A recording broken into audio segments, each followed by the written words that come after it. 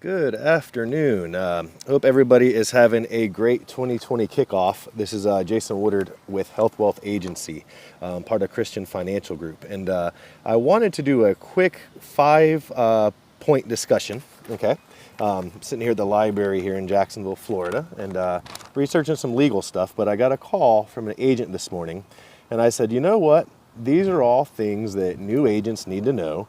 And these are things that, man, if there was anything that I could have used to maximize my cash flow, keep getting paid, and not struggle in the industry, it probably would have been these five little surprises. So I'm going to share these five little surprises with you.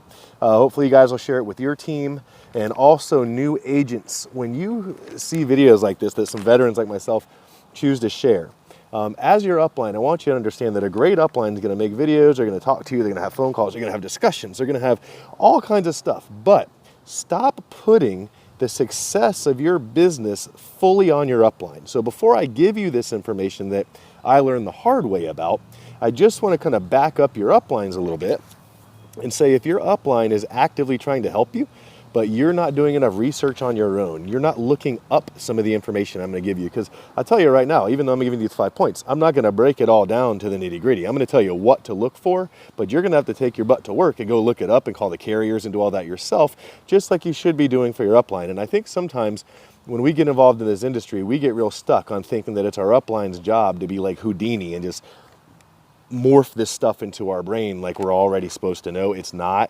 It's their job to kind of let you know something is out there that can educate you, but they're not necessarily supposed to read your mind. So you guys definitely got to reach out to them. I want to give a big shout out to one of my agents, B, you know who you are, just for, always harassing me, always asking questions. Sometimes you drive me nuts, but I love you for that because at least I know you're not leaving anything on the table, okay? So number one, and the thing that started this whole thing off, the commission grid, okay? Guys, every carrier has different products, different name products, and they all have different commissions, okay? Just because you get told you're at 100% contract and you're out of that three-letter nightmare that you were in and you're going more independent and you're getting excited about building a team because there's room for overrides, guess what? It does not mean you get paid 90 to 100% of everything. So there's something called a commission grid. So look that up. It will tell you the big difference between why your guaranteed issue policy paid you $100 instead of $500, okay? There's a reason for that, okay?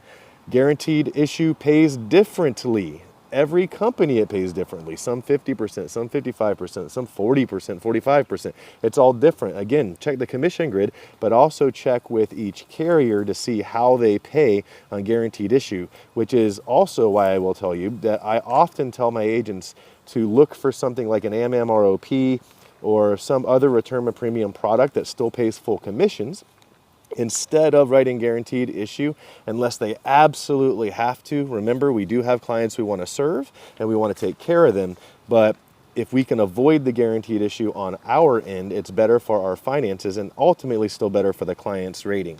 So keep that in mind, okay?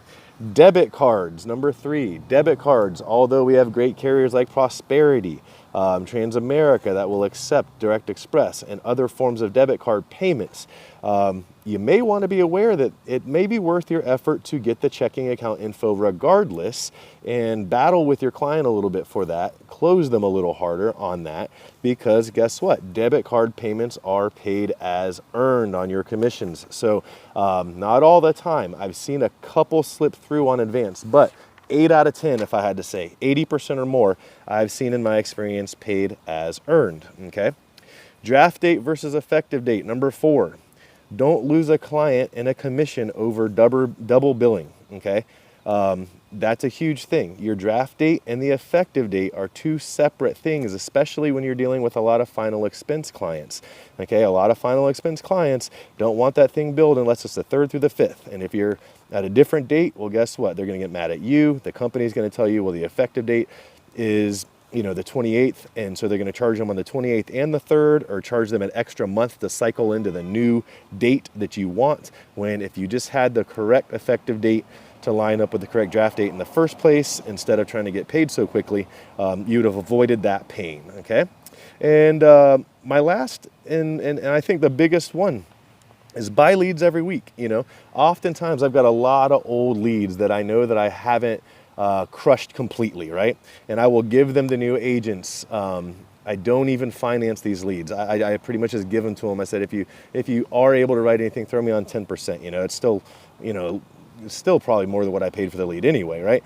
But at the end of the day, I try to just load them up with these leads. But keep in mind, these leads are old, right? I've worked them, you've worked them, maybe another agent worked them. At the end of the day, we still find some training appointments in there, but on those old age leads, that's not what you want to make a living off of, guys.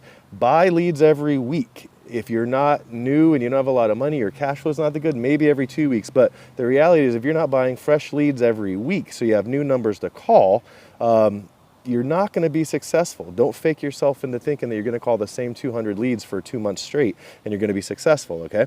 And keep working the old ones. Just because you get new leads every week, don't forget to go back and keep working the old ones, okay? And remember this, it's your upline's job to help, but it's your job to be motivated to learn, guys, okay? It's your upline's job to help, but it's your job to be motivated to learn. So I hope those 5 points help you guys have a rockin' 2020. Go out there, kick some tail, help some families, and have a great day, guys. Talk to you soon. Bye-bye.